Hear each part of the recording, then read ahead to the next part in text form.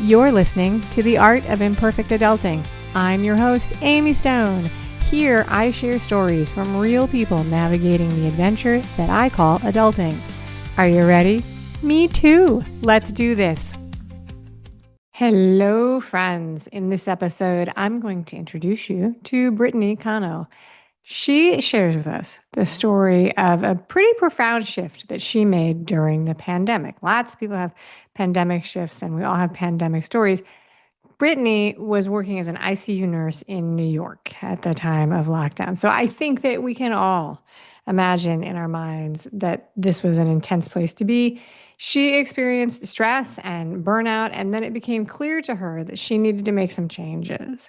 Brittany's story goes on, though, because her personal journey to heal during that time, she realized that it wasn't actually just the stress from the pandemic, but that her burnout and stress had been building perhaps for decades.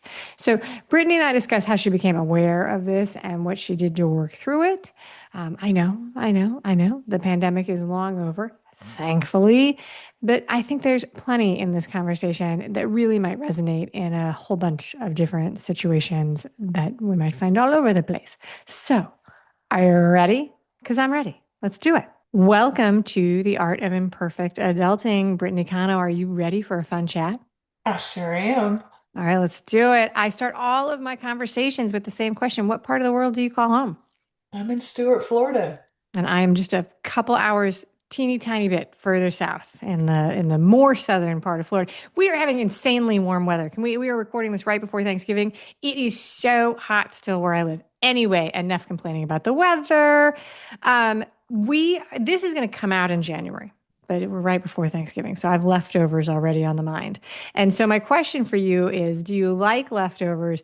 And if so, is there a type of leftover that you like so much that you will eat it cold out of the fridge without warming it up?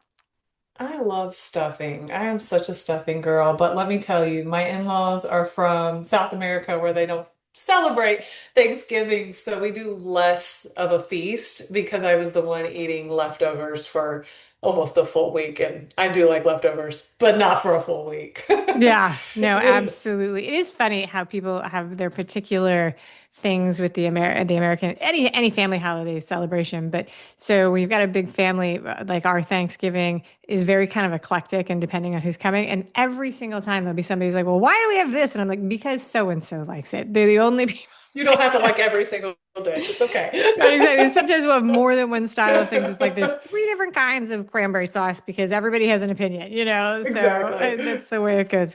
So that's the way it goes. All right. Topic of the day, not what's on the Thanksgiving table.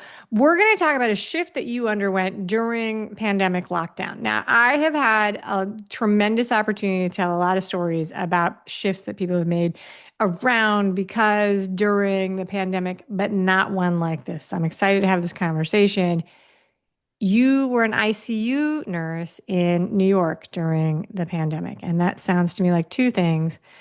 One is you were actually trained to face some really tough hospital stuff, which the rest of us were going through like with no experience, right? My only medical training is watching Grey's Anatomy and raising children. And then also, I can't imagine there was anything other than awful, like 50 shades of awful. It's been some time since that, but 5, 6 years later, what are some of the things that still stand out from the first like 4 to 6 months of pandemic for you? It really stands out some of the people that I took care of. I can still see some of their faces because what would happen is they'd come in with COVID, they'd be sick, and we would try to prolong putting them on life support or on a ventilator. So for 2, 3 weeks, we would be with this patient who was extremely scared, couldn't have family visitors. And some of these patients were young. They were like in their 50s and 60s. They were still working. One lady was a security guard, at a jail, not a security guard, but she worked at the jail. And I remember just how lovely she was. And eventually she had to go on life support. So that was really horrific because in the beginning, people typically didn't survive going on life support. Later on, people did, thank God, and there were exceptions. but that really stood out. And then also, we had a really amazing team. So that went a long way, even though it was really horrific in a lot of ways. I think personally, I just did what I knew to do, and that was work. And I think that was a survival mechanism. So it wasn't even until months in, probably a year in, that I really started processing just how tragic it was. But the teamwork made such a big difference because where I was at initially was Baltimore and then up in New York, and we Okay. had a lot of help. And so we just really relied heavily on each other. And we have a warped sense of humor in healthcare. So I think that that helped us through as well. Yeah, and so it's an interesting thing because you were already trained to work in intensive care, which are very complicated, high pressure medical situations, is my guess, versus someone who might be in a less high pressure. I can't. All medical things are probably high pressure, but like so, a warm fuzzy like pediatrician, well checkup. That's a different set of skills, and so I think that you were in an interesting spot. It's also a situation, the ICU team, the emergency room team, it feels like that's the story that sort of has been memorialized in the media, like that we keep telling, like the hard part of that first Well, we would year, just nine, be 12 months. hours in the room in these hazmat suits. And in the Yeah. beginning, too, we were thinking COVID lived on pizza boxes for 9 days. So there was a Yes. lot of unknown and, terror around that. Fortunately, my husband's also in healthcare, so we had each other. So I think that made a big difference. But it was wild. It was a really wild time. The two things that I mean, I had the opposite experience for you. I was home, my whole family, none of us are in medical, but I do remember the groceries. I remember the pressure to like wash the boxes and the Yeah. And then groceries. now we're like, we And didn't then, even, we didn't and then, know. but nobody knew. It was totally out. And the other thing I remember was that before we had the retail face coverings, there was a period where the rules were ambiguous and the enforcement was ambiguous, and you just kind of never knew. And there were all these bizarre stories. A friend of mine, people tying T-shirts around their face to go into a CVS. Friend of mine, like he went from the gym and he needed to pick up a prescription, and he ended up with like a pair of boxers. It was, I mean, just ridiculous. People doing the best they could. But those are two of the strange little stories. And it was night and day being up in the Northeast versus coming back to Florida to Yes, visit was so confusing because it was like two different cultures around COVID in a two lot of different ways. cultures. So Yes. that was also like, how do we navigate this? This is like two different worlds in a lot of sense. So the way I tell the joke now, years after, is I say, we didn't fully participate in some parts of the pandemic down here in South Florida. And then the other thing is that, it's so warm that so much of our life is outside. We build our buildings kind of inside out. Our hallways are all outside. So like day-to-day stuff, we had a little bit more flexibility from places that have, so many more enclosed buildings. But also down south in Florida where I am, we're not great at following rules. So that was another That's hilarious true. thing. They It's were like, true. we've closed the park, and then you'd look in and everybody was in the park, and it was like, but you're not supposed Meanwhile, in to be in Florida, there, right? Exactly.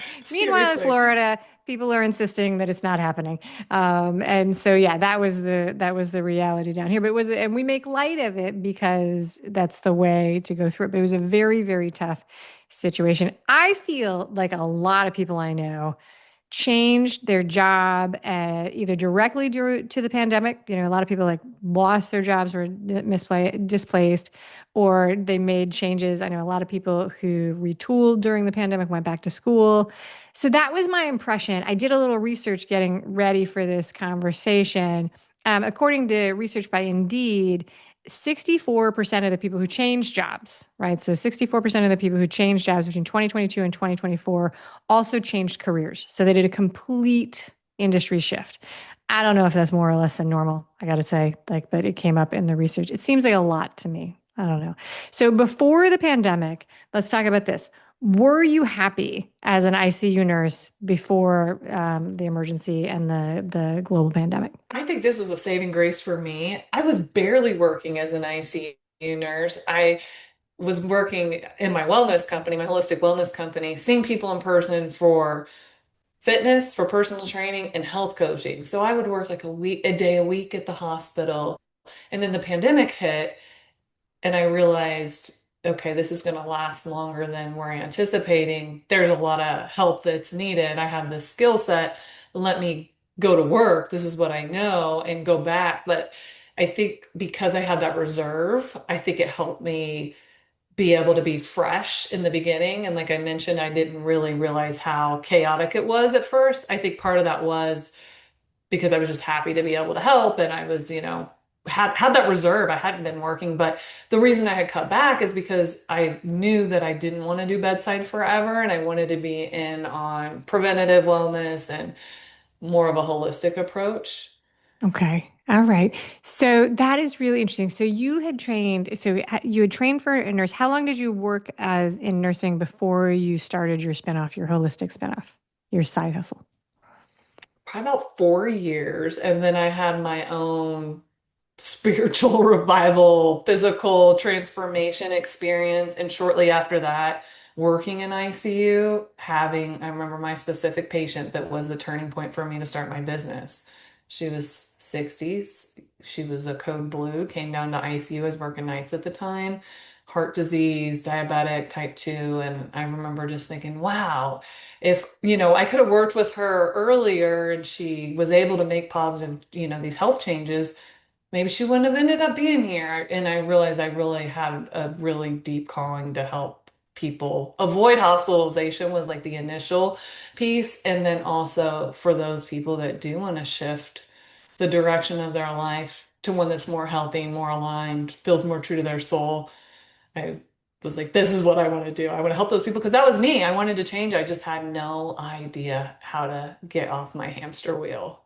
I didn't have the Okay. tools. Yeah, so it is, I mean, it is the thing. Our medical system in the United States, I can't speak to anything outside because I don't just don't have the experience, really is designed to kick in with emergency care when you're sick. And that's not totally true. Like this is a complex, nuanced situation, but most of the time we go for medical intervention when we don't feel good, when we break a bone, when something is wrong. And that's sort of opposite from the concept of, if you have counsel, advice, training, making good decisions to, I guess what do we call it? Longevity and wellness now is the other thing. And it's a weird situation because the experts that we turn to, we don't talk to them until we're in We're that sick a crisis, lot of until we're times. sick, Yeah. right? And then, we need to be unsick. It's like, make me feel better. But my dad had heart disease years and years ago, and we went through this. And I remember just asking the team, like, why is this level of intervention only here once it's gone too far and your choices are so slim, and that's the way it's designed. That's the way it's done. So you were in the business. How old were you, if you remember, when you decided you thought you wanted to go into nursing? I was around 18. I wanted to be a psychologist, and my Okay. mom she went back to school later in life and became a nurse. And she told me, well, be a nurse. You'll always have a job. I'll help you pay for school.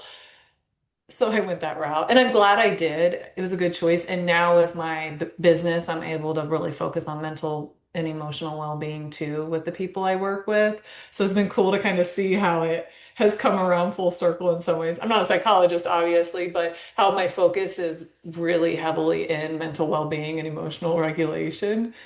So Yeah. about 18 is when I was like, all right, I could be a nurse. And it was a practical decision. It was that decision of have a skill that you can always get a job. That's career advice that is tried and true. There's a lot of people, most people have that in their family where My somebody best friend says, and I both went, and we were on the brink of going to the army. They promised "Okay." us we'd stay together. And her mom was like, they are not going to keep you girls together. Go to nursing school. Her mom is also a nurse. So we went to nursing school together. So I love this story even more now. So you were in high school, you were trying to figure out what to do with your life. Yeah, you had a dream that you were like, I'd like to be a psychologist or a psychiatrist. Your mom is like, you should do something practical, become a nurse. And the Always thought other that. option, the other option that you guys were considering was going into the army. Because you can travel the world, Uh-huh, pay 100%. for school, and we would get a six-pack abs from boot camp. That's where the Um, 18-year-old mind was. oh my gosh. Thank I God for our saw moms. For um us personally, it was a that is good so choice to go interesting. to nursing school. I saw a data point that even today in 2025, a huge number of the people who enlist voluntary enlistment in the armed forces, their top reason is for college expenses. And the data that was posted, that was through the lens of maybe we should make college, like slightly less expensive. But it's still true. That's a big motivator. And it's a great perk. It is a solid sales pitch when they show up at the high school and they're like, we're going to pay for school and you can travel the world. It is a solid sales pitch, Stay with your very best effective. friend. I mean, we were sold on it, but our Yeah, I don't know if most I would have believed a them. little more I don't direction know if I for would have us. believed them on that one because like in all the I don't shows think everybody so. gets separated, but and my friends who have done it and they talk about seeing the world, they're like, yeah, you see, the bases around the world maybe, or um the inside of the submarine, as it goes around the world. It's not like, leisure travel. Right. So, but it's a good sales pitch. All right, so you had this original vibe that you were very interested in the brain part and the psychology, and then you go into nursing. At the time of this, you had already started working as a holistic coach. Tell us more. You've talked about this a little bit, but tell us more about what was the drive for you to move into holistic coaching instead of nursing. Okay, so in my family, we struggle with mental illness. So I think from the beginning, I was intrigued about the mind, mental illness. My dad died when I was young, so that really, I was 9 when he died, and so that changed my path, I believe, in so many ways. Like I would think of, okay, this is how my life would have been if my dad would have stayed alive. This is how it ended up being, and like a lot of trauma after that point for quite a while. And so for me, getting into like holistic and mental well-being was such a deep healing journey for me in so many ways. I did so much releasing of shame.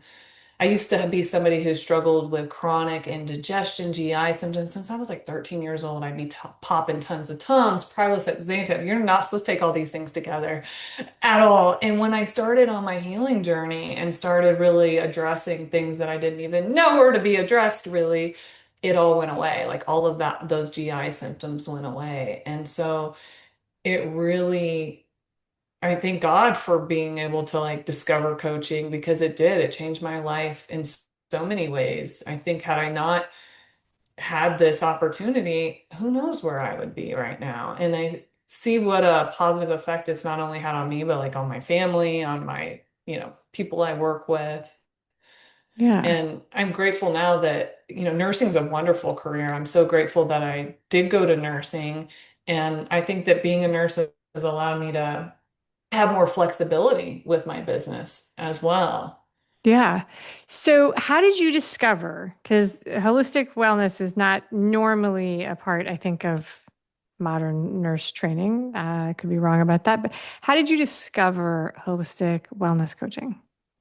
I had a friend who had gotten introduced to the coaching world, and he started calling me up. I was working night shifts and asking me, what did I want with my life? It was like I was like, I was 27 at the time, and I was a party girl, and, it was a lot of fun, but I also knew this is not going to be a cute look after a certain point.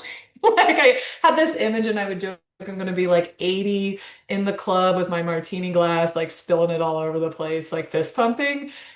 And although there was humor in that, there was also some sadness in that. And I was getting to the point that I knew, okay, there's got to be more to life than just work and party. And then he introduced me to this coaching program. And through that, I really started realizing they touch on holistic a little bit in the nursing school, Okay. but it's overall pretty dismissed. The focus is primarily on physical symptoms, and the emotional and mental piece is pretty much disregarded. There's very, and spiritual too. And then I started realizing through my own journey, oh, wait, this is a whole package. This doesn't, nothing, no parts of us are in isolation. And that's where I really realized, like, oh, this is all so interconnected. Wow. And this all works together. And that little piece they talk to us about psychosomatic symptoms and how it's really kind of portrayed as a mental illness in our, training, that there's something wrong. No, this is just actually human being. That when we have things going on emotionally, mentally, spiritually, it can also affect our physical health and vice versa. And through my own personal experience, it made it so evident that for healing, we need to really focus on all these areas. Yeah. So that is really interesting. Okay, so I'm going to ask you to share a little bit more about what you mean with the word holistic. And the reason I ask this is not to put you on the spot or question you, but to bring everybody who's listening and watching onto the same page. So when you say holistic wellness, holistic coach, what does that word holistic mean, in your opinion? In my world, holistic, because it can, right? I think other people are going to describe it a different way. I look at it through the lens of biopsychosocial, spiritual. So through the lens of our physical health, our physical well-being, the physical things in our life, mental and emotional well-being, social being, relationships, work, hobbies, all the things we do. And then The our wheel of spiritual life. life. Exactly. And then if you think of a chair, if one leg of our life is totally, challenged, little stub on the chair, we're going to fall out of the chair, right? Or if you have a flat tire, your car's not going to go a whole lot very far. And so how it all is interconnected and really works together. And I'll give you the example of like my extreme burnout during the pandemic. I thought that, okay, I'm taking care of myself, and I was in some ways, right? I was exercising, I was working my ass off, I was eating relatively healthy, I was doing some meditation, mindfulness, that kind of thing. But when I got really, really sick and ended up in a gastroenterologist office, it was from my training, it was a big enough of a red flag for me to say, okay, I think I'm doing okay, but my body's giving me another story here. So I need to look through that holistic lens of like, what is really going on here? And that's where I realized, oh, I've been living in survival mode and, disregarding the trauma that I've had in some ways, or not ready to process up until that point, I guess. I think we're not always ready to address certain things in our life, and Sure. sometimes it comes up through big symptoms. And so through that holistic lens, I was able to say, okay, this GI bleed's not just a physical thing. There's also something else here. And that's where I really discovered unprocessed trauma, that I was actually burned out and in my mind would have told you mentally I should be doing more, because I was overriding all these red flags because it had been my normal for so long to push through. So I think the holistic lens is such a powerful one for us to look through, especially with symptoms, because they Yeah. can give us such deep gateways to healing. So this plays out. Let's see if I understand the time frame of how this is. So you were an ICU nurse. You leaned into that because you are a person who was motivated to give. You had these skills that were in need. So you lean into that. You're doing a lot of ICU nurse work during this global pandemic. You're probably aware that you're under stress, but it's like anything else when there's so much to do and few people that can do it. It's easy to just keep going instead of look at how much stress you're under. You end up with a GI bleed. So that sounds dramatic to me. I'm not sure if I'm right about that. What does it mean that you ended up in the gastroenterologist office with a GI bleed? Like what was actually happening in your body? Like I had stools that were like GI, like blood coming out of my body. And so for anybody listening, that's a Ick. symptom. Yeah. And that you need to pay attention to, right? Like that's something that not to just disregard and No, just say I like, think oh, that, yeah. okay, that's normal or that's not right, but let me keep going. No, that means attention.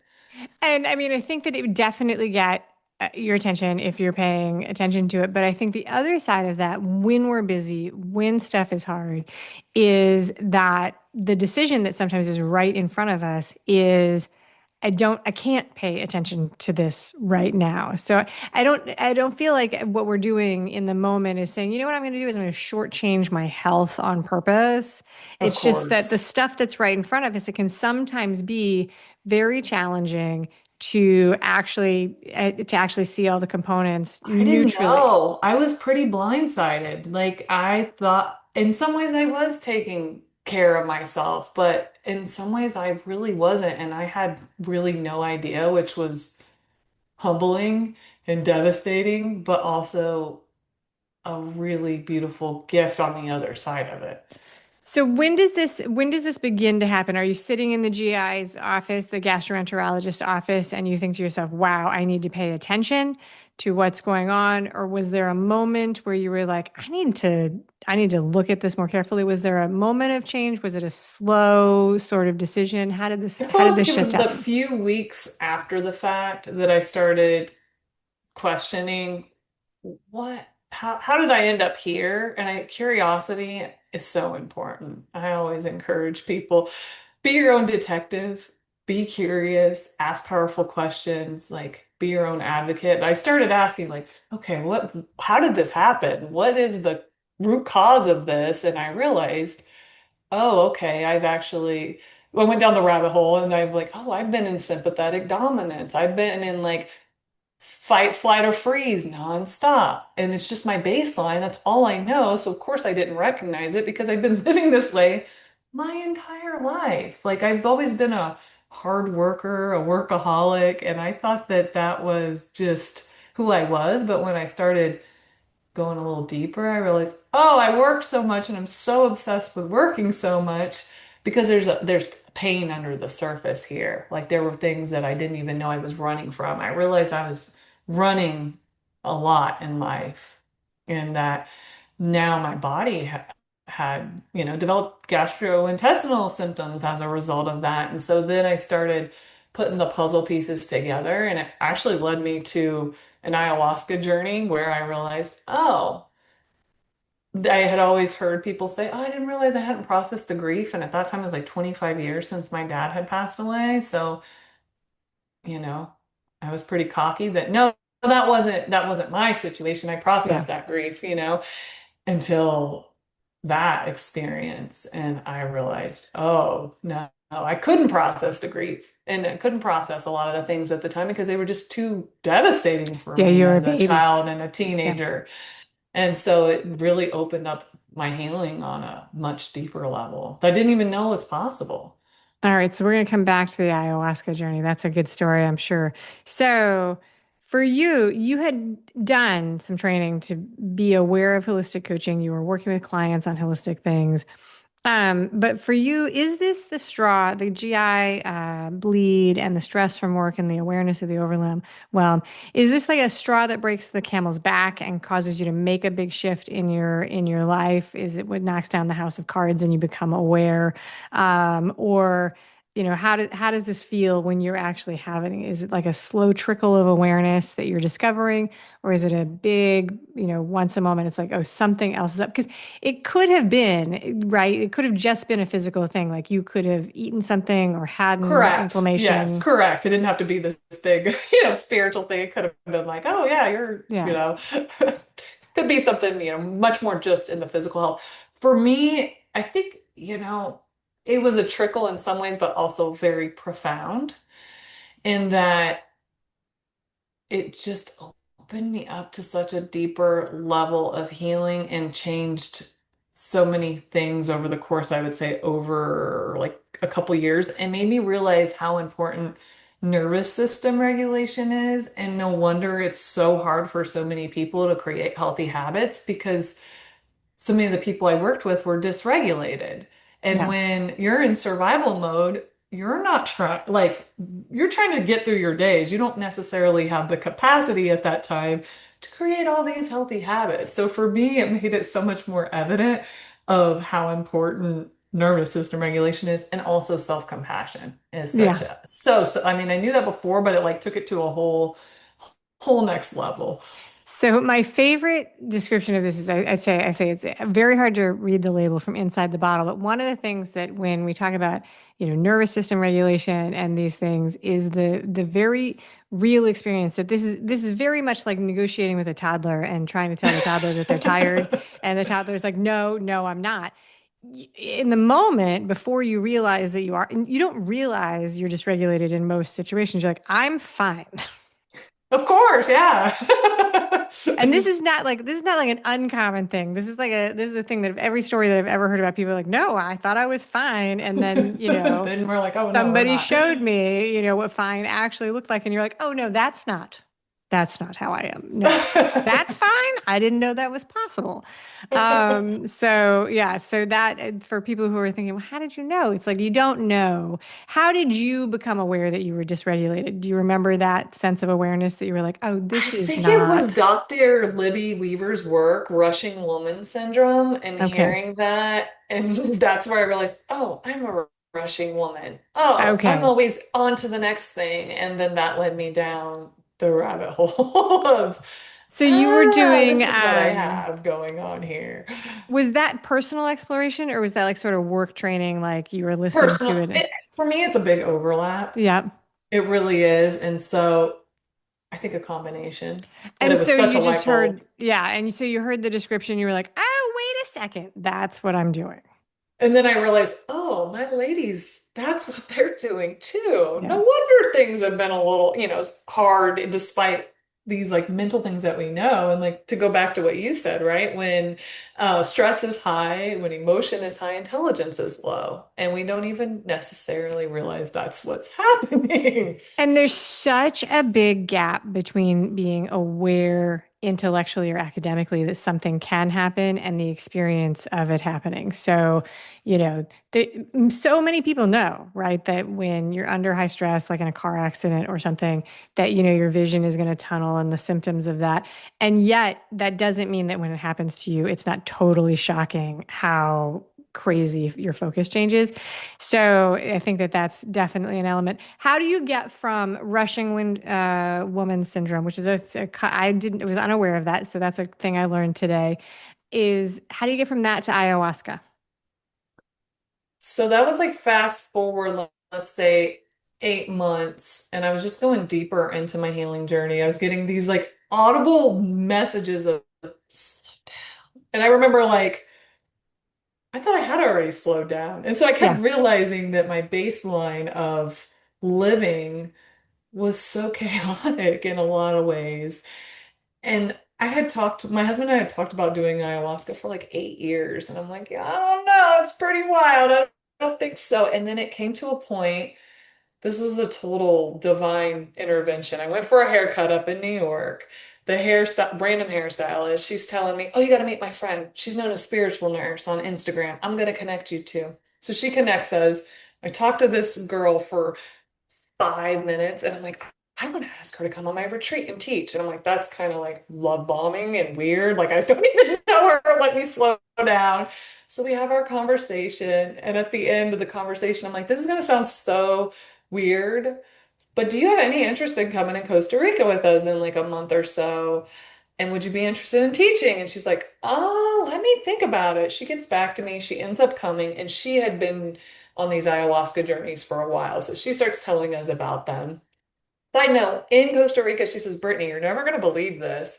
But that day you invited me, I had a session with my psychic the day before, and she kept saying, are you planning to go to Costa Rica? And she's, no, I'm not planning to go to Costa Rica. And then midway session, your guides keep asking me, are you going to Costa Rica? And she's like, I'm not yeah. going to Costa Rica. And then she's like, even at the end, she's like, are you sure you're not going to Costa Rica? And then the next day you asked me. So I knew I was meant to go with you.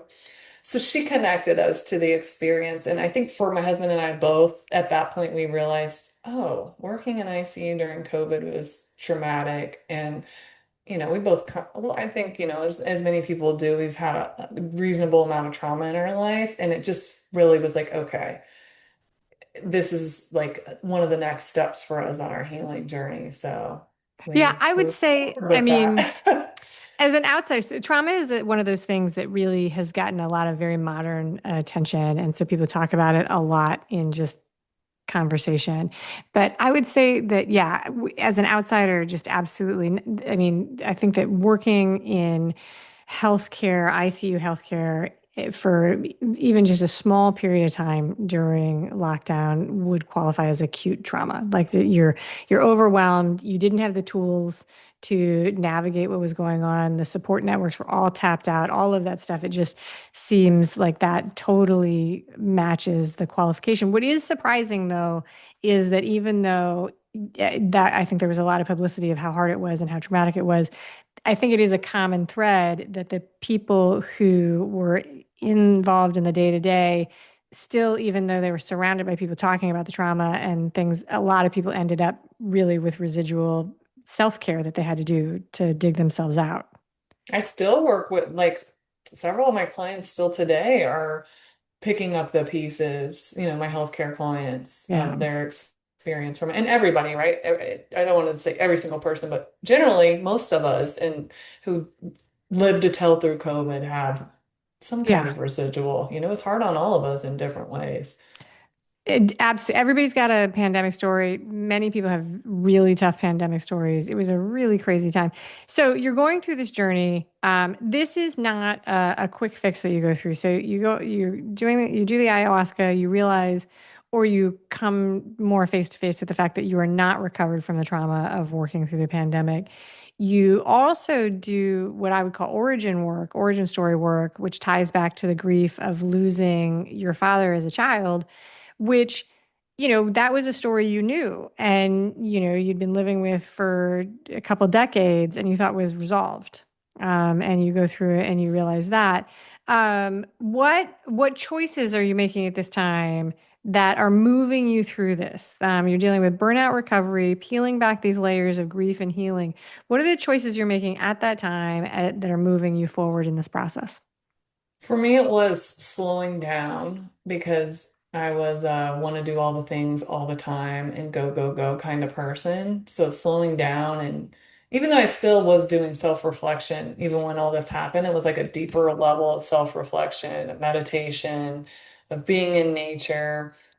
And then a few months after the ayahuasca journey, I quit drinking alcohol. And I think for me, that also opened up a lot of goodness in my life. It like lifted a veil and was a really powerful piece of the puzzle. I had more energy. I felt more aligned. It felt more authentic. It was time. I've been at that point drinking since I was probably like 13 years old. And so that combination of quitting alcohol and then slowing down and getting deeper in tune to what was like my authentic yes and what really felt resonant for me.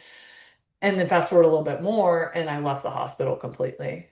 It Okay, because was I was going it to was ask you if you time. went It was back to the time for me. hospital. Like this upcoming April will be 4 years. I took a trip to India. My husband and I went to India with a friend, and seeing people in India be super happy, super family oriented, living very simply. When I got back, it was really clear to see priorities and what mattered most to me. And like my values were just like so solid. I'm like, you know what? The hospital will be there if I need to go back. And so I was like, I'm not going back. I'm not going back. And I haven't gone back. So that's been a good fit for me personally. Is the work I'm Right. doing I'm doing deeper work with my clients than I ever have. I'm passionate as can be. And I'm so glad that I took that leap. But it was a process. It was, years of process before I got to that point. That is very interesting. All right, so so how long have you not worked in the hospital? How long? Because you went back. 3.5 years. Okay, so 3.5 years, but you Yeah. did go back. So after the ayahuasca, you are still Yeah, I working in the went hospital. back. And then when I got back to Florida, the healthcare in Florida, personally, my experience has been that it's really poor. And it was just, I was going to work thinking, I don't want to do this. I just had so much resistance. And I was ready to make that decision. It was the best decision for All me. right. So, and that's when, and you, so at that point, the pandemic is over. Yes. And so that decision of you to, so I have two questions. Was the alcohol decision more driven by like a personality, like a lifestyle change, like I'm growing up, this is my healthy decision, or was it can be yes and it can be both, or was it consuming alcohol is getting in the way of me like really tuning into the messages from my body and my spirit? It was both. I did a Okay. 100-day fitness challenge where I took a break from alcohol January 1. And Yeah. then when I started asking myself, do I go back and just drink on the weekend? So on special occasions, because I'd taken pauses with alcohol over the past, like at that point, 5 years. But then it would just find its way back into my life. And so then I asked myself, well, what if I just quit? And it was so calm and so clear. And I knew that that was the decision. And after, a month of not drinking, it was easy not to drink again. And so I just stopped, and it was such a good decision for me. It quieted my back and forth about should I drink, should I not drink? And it felt so much more authentic because here, I was guiding people and living healthy, and not that you can't drink and be healthy, but it was the best decision for me. And in the past, I struggled with alcohol and have Okay. had a complicated relationship with it. Addiction runs in my family. So it was also, it's time. I've had enough drinks in my life. There's I'll be okay you if I don't have you had checked all the any more. boxes. You were like, I've taken the online quiz. I have a Yeah. high enough score. It's time to stop this. Yeah, All it's good. right. It's good. I'm okay. And then with the job, you were you holding on to the job for like financial security and Yeah, it was my stability while security you were, blanket. It was my security blanket and identity. I'm an yes. ICU nurse. I'm a hospital nurse. I have the skill set. Like, who Yeah. am I if I'm not? I mean, I've been working in the hospital since 20 years old. And then fast forward, here I am, what, 37? Who am I without the hospital? Who am I Yes. with, and we're always recreating ourselves and capable of letting things go and stepping into new identities and situations. But it took me a while. And that's, I think, totally fine. It is, but I will say that that's one of the through lines of this show that a lot of us do experience surprise at the reinvention after 22 or 24, right? So, like, when you're 18, you're making choices. And even though we know other people who make decisions and pivots, a lot of people do really struggle with that because it's like we do carry this limiting belief that it's like, no, that decision I make when I'm 18 and a half is supposed to be the last one. It's just supposed to go on perfectly from there. Happiness, is automatic.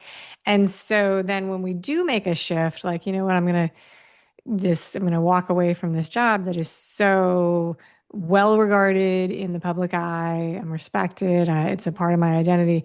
It's a tough identity shift. And It there's can be, also guilt, like, what's wrong with me that I don't want to do this anymore? And I'm working alongside of some of these nurses who've been here 30 years and still love it. And do I yeah. just need to change my attitude? Do I need to just, suck it up? Like there was guilt too to it as well. So that was complicated. That took me a while to get over. Yeah, no, that's a big one. That's a big one. All right, so you've done a lot of work. Ayahuasca, you went to India and said hello to the cows, and all of the things that you're doing that. All right, so I'm going to ask you a question, but I want to be really clear that the reason I ask this question is not at all about judgment of anything that happened or that you did or any of those things.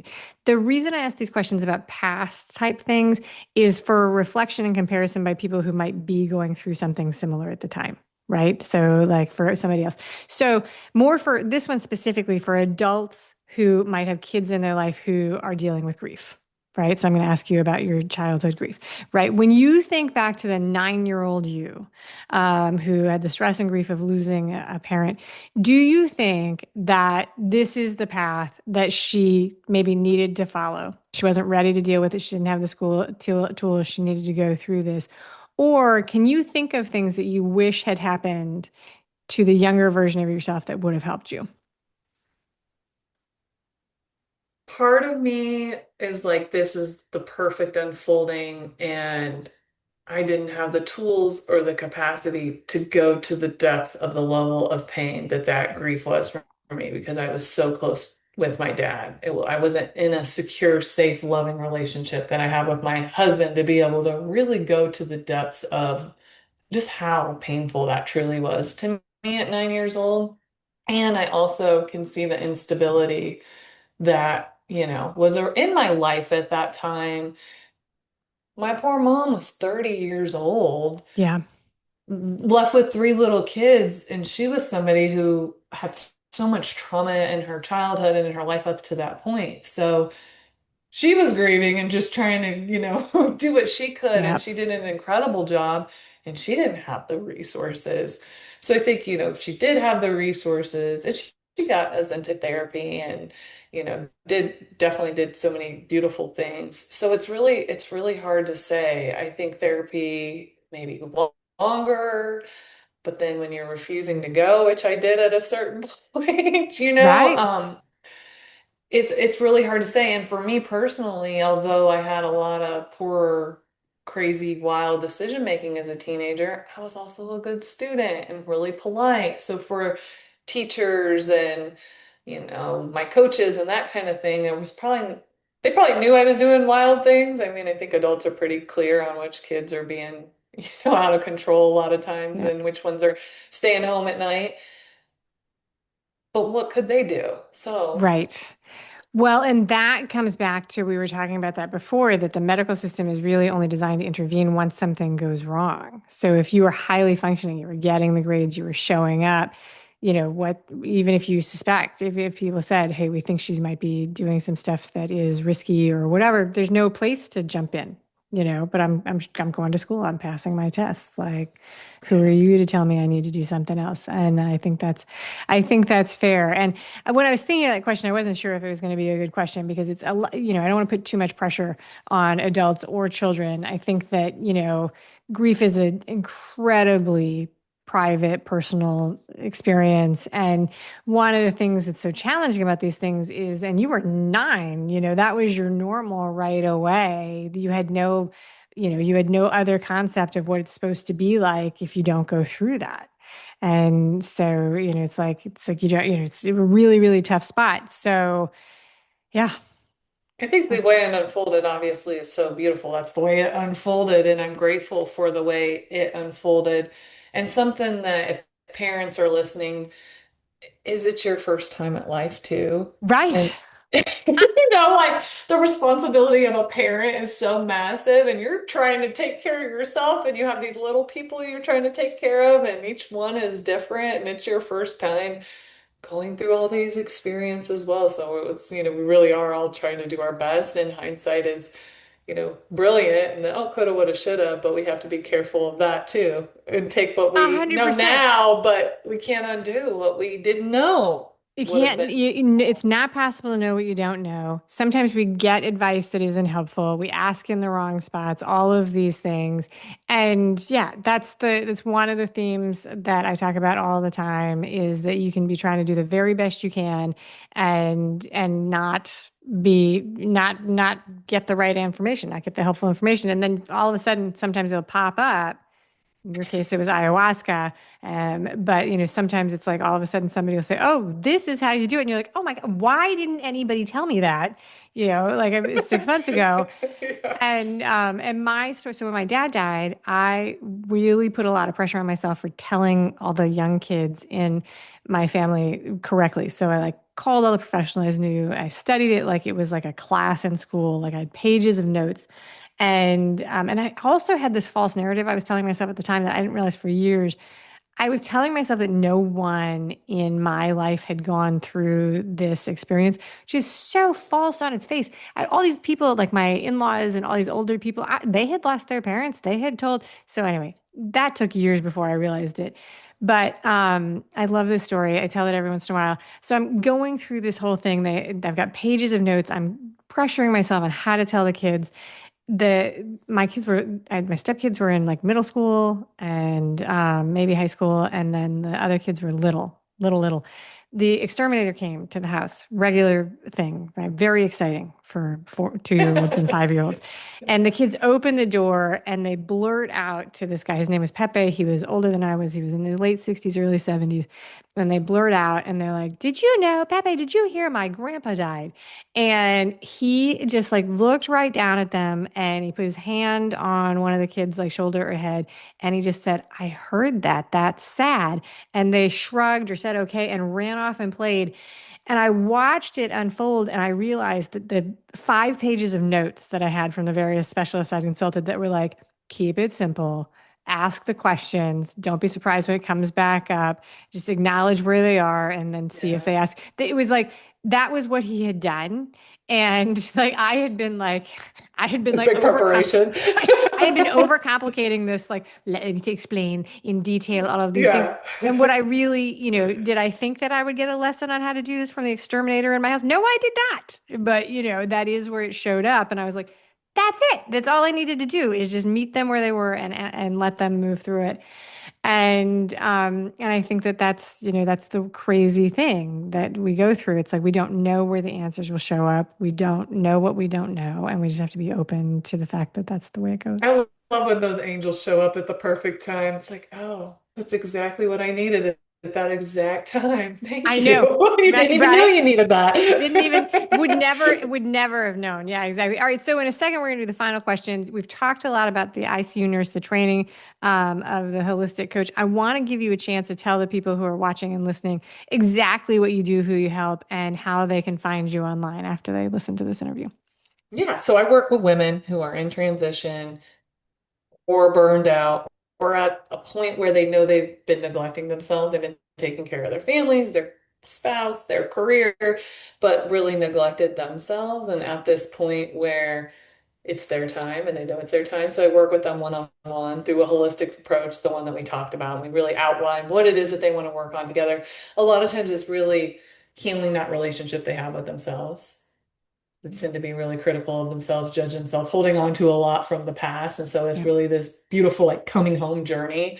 And we work together, we create a plan, and we work together through somatic practices. So through body mind practices and deep healing, nutrition, fitness, the whole lifestyle approach. So that's a big piece of my business and how I work with clients. I also host retreats.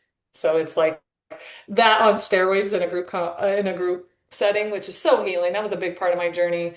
I didn't want anybody to know any that I had any stuff. And then when I realized everybody has stuff, as crazy as that sounds, it leveled the playing field and was like instrumental in my healing. So the healing that goes on the retreats, I joke is like, yeah, what we share is important, but really the magic happens in community and the relationships. So we have a couple retreats next year, one in May and one in November. One is a reset and recharge retreat. So really focusing on that nervous system regulation, nourishment through that holistic approach. And the other one's adventure wellness. So we'll be doing more outdoor hiking, all that good stuff. Are they always in Costa Rica? The ones next year are going to be near Tulum in Mexico Oh, in May, beautiful. and then Yeah. Argentina. We're going to be going to Patagonia in November, and I cannot wait to go to that glacial Wow. lake and be there. Yeah, I'm so excited for that. Super Wow. excited for that. And then another way I work with clients is through peptide protocols. So Okay. are you familiar with peptides? You know Mm, about them? You're In probably hearing the it, starting to hear it more. Right, no, through the lens of like the peptides for wrinkles and the creams and drink the Okay. peptides. Like I, so like I'm like midlife, so like the social media algorithm is like you need peptides, Yes, eat peptides peptides, are put peptides on your amazing. skin. So most of these are actually injectable, self-injectable at home. There are a couple that are oral form, but what they are is they're short-chain amino acids that have specific healing functions. So they act as like messengers. And as we age or we've experienced disease in the body or sickness or illness, we need this extra, support to re-amplify these healing mechanisms. So some will help with weight loss, some help with brain fog, inflammation, libido, all those things. So I work with clients through that. They go through medical supervision and a pharmacy, and I'm there to like educate them and guide them I with was gonna that. So say that sounds pretty intense. I All love right, it. so And people feel so much better so quickly, which is I think it's such a great piece of the puzzle, right? It's a great foundational tool in combination with the lifestyle approach. very cool. That is a perfect blend of your skills because it's like, so like the holistic and the wellness that feels like it's more like, vibes and breathing. But you also have this very Western medical thing. So it's like, yeah, no, give yourself a shot. Like here's your, Yeah, here's the here's your, science, here's the right. medical piece. Like, yeah, how can we complement them together, right? Yeah. Because they have their place. Exactly. All right. So you have a special offer for the audience, which is Discover Elevated Wellbeing Consult. So this is a consultation, 45-minute consultation designed to help you gain clarity on what's draining your energy. And you can schedule that. People who are listening and watching can schedule that at Visit Holistic Nurture. Visit. Sorry, let's try it again. And this is a good place. This link will be in the show notes. So the easiest way to get these links is always to be subscribed to the email community because then when I stutter over it or if there's a You're typo, gonna it's have in your it. You can email. just Yes. click on it. You can just Exactly. click on it. Sign up. Holisticnursecoaches.com is where you find that. All right, that is very generous. Thank you so very, very much, Brittany, for that offer. Are you ready for the final three questions? Yeah, let's do it. All right, And thank very, you. very Thank you cool. for having me and thank you everybody listening to us. Oh, yeah. All right, very good. Okay, so Do you have a set morning routine? And if you do, what does it look like? Right now, my morning routine tends to be take care of the dog, give my husband a kiss, get that coffee going after I drink some water. And I've been in a journaling mode and I'm doing this book called Heart's Desire. So I'll do a little reading, a little reflection there. But I really like to do some journaling, some deep breathing, couple moments of meditation to like set the tone for my day. Then I go Beautiful. about my day. Very good. All right. So, are you, when it comes to reading, when it comes to books, you mentioned a book there, a journaling book. Do you like to read books? Do you do an e-reader? Do you listen to audiobooks? What is the way that you like to consume I books? like a physical book quite a bit, although I listen to podcasts and I'll listen to some books on audio, but I think some don't do it justice to listen to them on audio. And I would like to read more than I do. I tend to not finish my books. A lot of those unfinished books laying around. Really? Oh, I am so stubborn about this. Like a book has to really be disconnected for me to like I feel like I'm giving up on like a You'll go all the way contract. through. I will push Good for through you. in not always. There are definitely books where I'm like, no, done, not reading any more of this. But most of the time, and sometimes I'm like, oh my gosh, this is terrible, but I need to it's like a I need to weird, give it up, but you're like, I right? gotta It's like finish. I a started exactly. I'm it. not saying this is a good thing. Like this is not a Good. great part. So all right, third and final. When you take vacations, do you prefer to travel a long way to exciting and exotic locations, or do you like to stick closer to home? I guess I sort of know this from the retreats, but what is your answer? I like going new places, new cultures, new experiences. But I also like local, but I'd say like getting away. All right, very good. That's it, Brittany Cano. Thank you so much for being an amazing guest today on the show. Amy, you're awesome. Thank you. This was a great conversation. I had a lot of fun. Thanks so Yeah. much.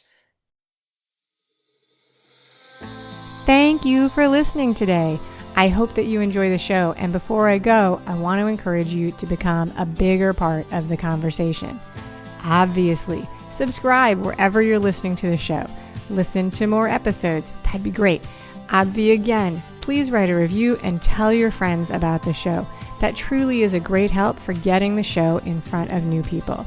Okay, but more fun for you yourself, head over to imperfectadulting.com and join the email community. You'll get some free stuff right away, and that way you'll begin to get the emails about the podcast.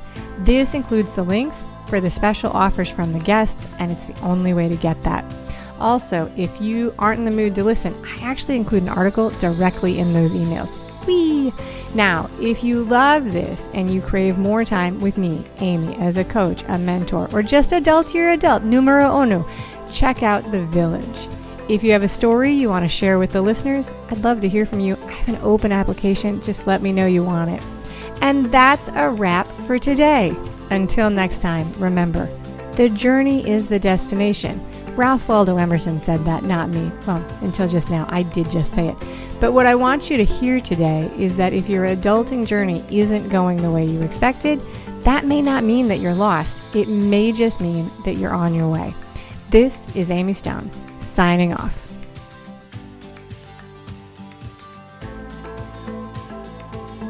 The Imperfect Adulting podcast is created and produced by Amy Stone and Amy Says So. Anything expressed on this show is offered as entertainment, and the views of the guests may not always represent the ideas and viewpoints of the host. That's me. Amy does not intend or hold herself out to provide professional advice or recommendations of any kind. In the end, you and you alone need to make those kinds of decisions based on your personal and individual situation, needs, circumstances, and comfort level.